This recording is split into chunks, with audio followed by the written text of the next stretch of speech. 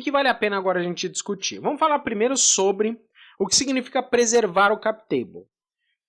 Preservar o cap table significa que a gente precisa resguardar esse percentual de participação frente à nossa, ao nosso controle da empresa.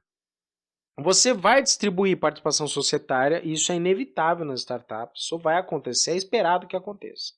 Mas você precisa manter o máximo possível com você, principalmente nas rodadas iniciais, porque essas acabam saindo cada vez mais caro ainda depois os investimentos.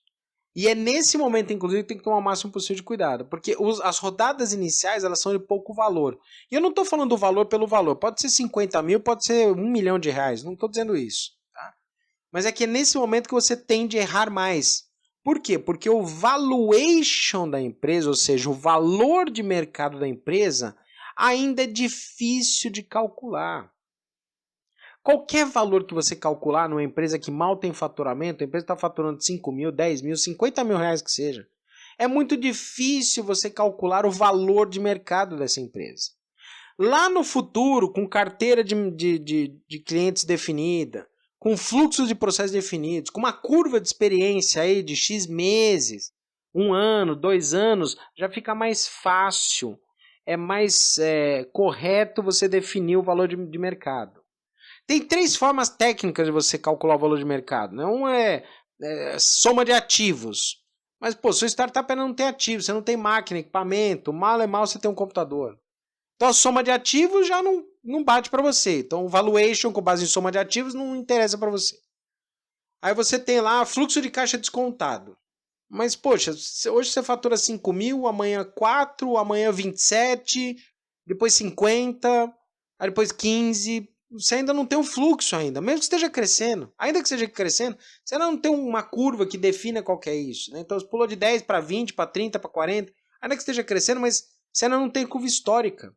Portanto, o fluxo de caixa descontado, você não adianta. Como é que você vai mensurar essa questão? Já não funciona, certo? Então eu vou calcular um percentual de X faturamentos ao longo do tempo. Mas você não sabe qual que é seu faturamento médio ainda. Então o método de calcular múltiplos de faturamento também não vai funcionar.